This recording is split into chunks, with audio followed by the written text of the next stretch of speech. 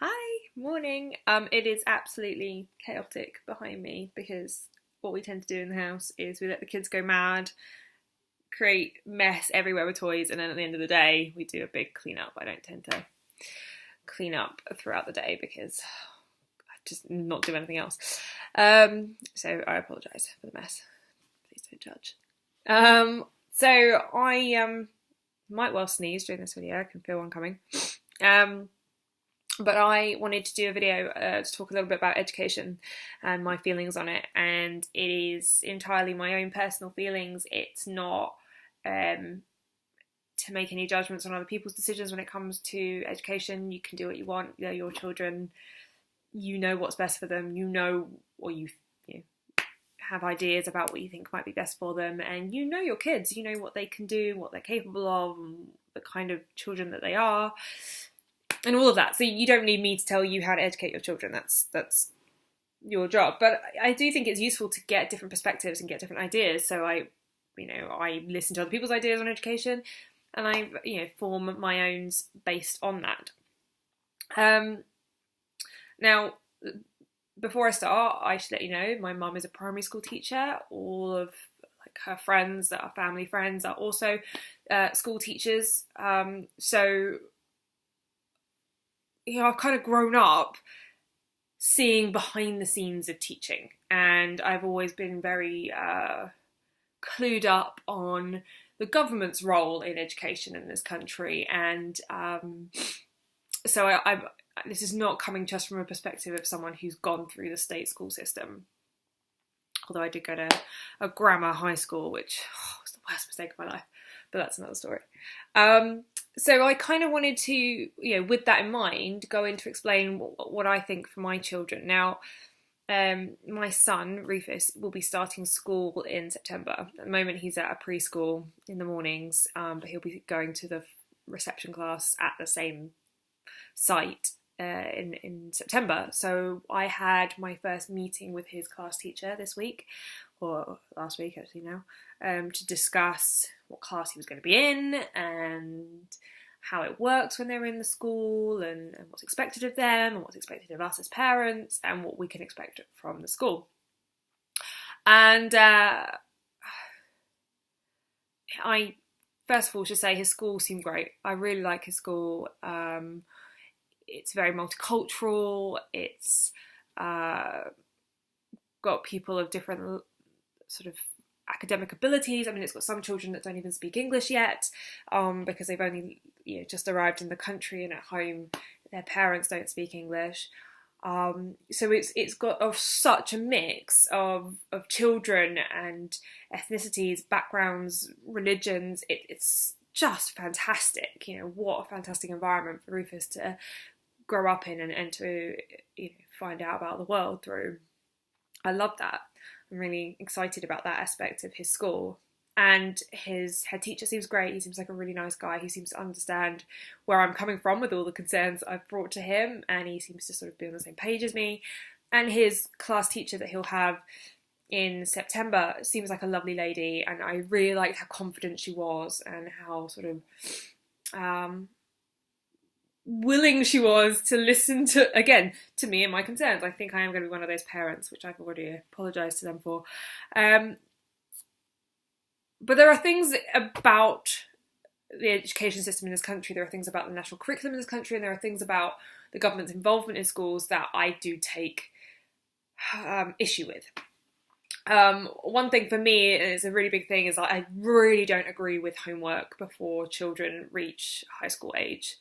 I'm not even entirely sure I fully agree with the levels of homework they get at that point, but certainly before they reach 11 or 12, I don't think kids should be sat at home doing homework. I just don't. I have had lots of jobs in my life, and a few of them have required me to do a little bit of extra work at home occasionally, but it's not a common thing. And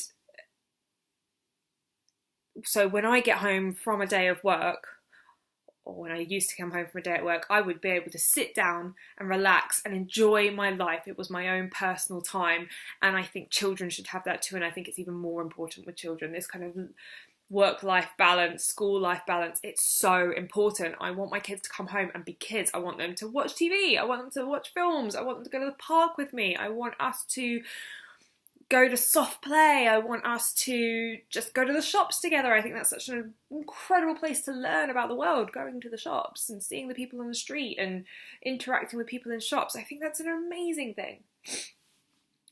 So I really, I feel like that should be their homework, exploring the world around them. And I don't think that needs to be dictated to by a school or by the government instructing the school. I just don't think it's important. I also don't agree with standardised testing. I don't think it's right. I am relatively intelligent. I was quite good at academics at school.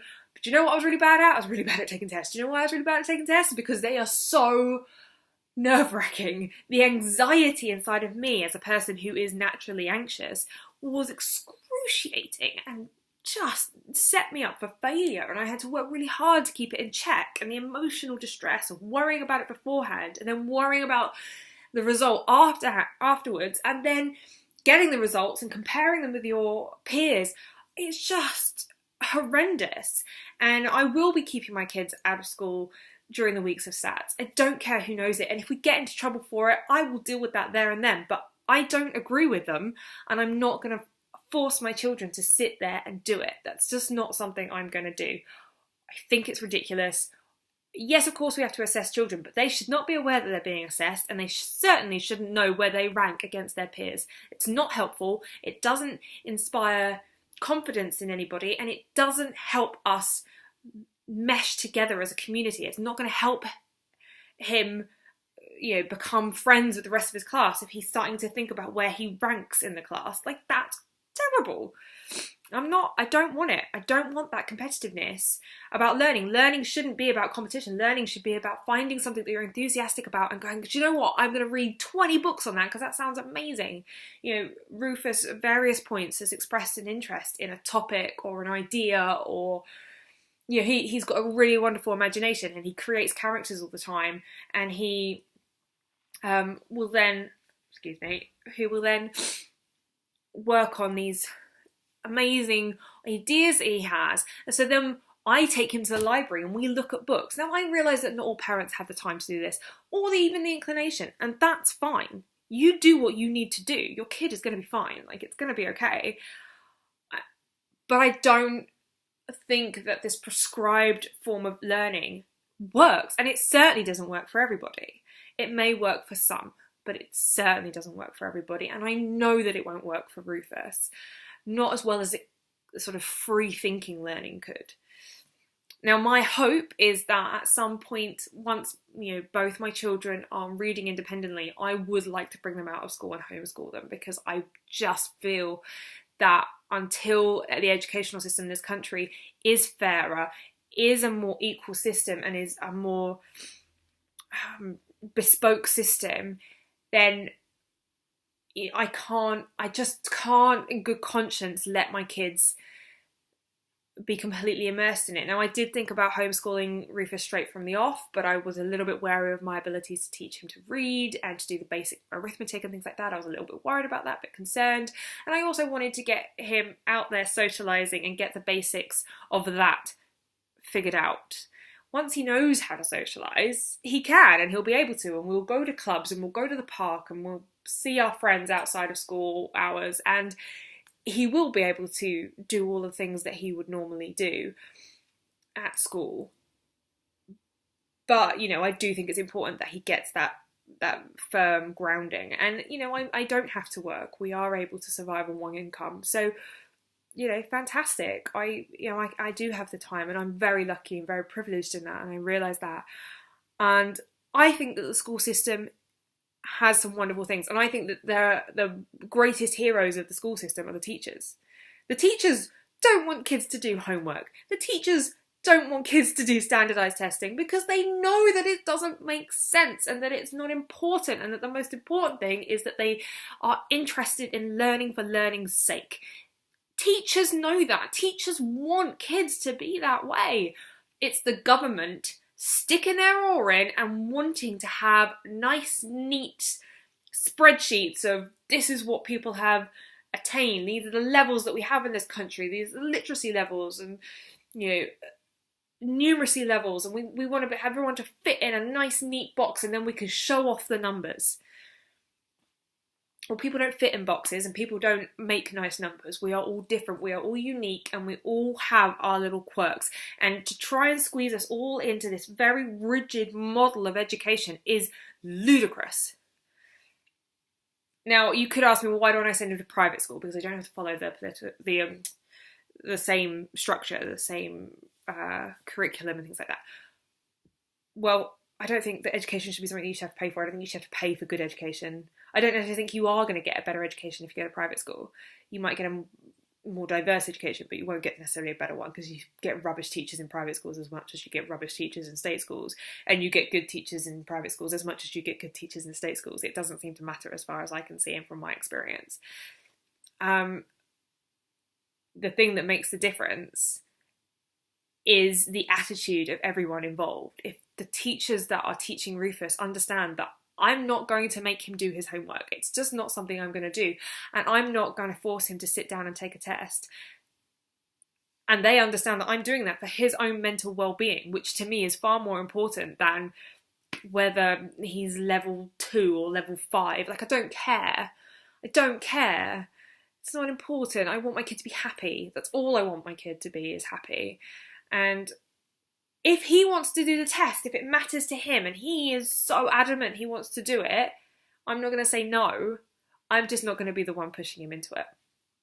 And, that's a really important thing for me. So these are my thoughts on education. These are my thoughts on what I want for my children and what I hope to do for my children. And of course, things do change, but this is what I hope for.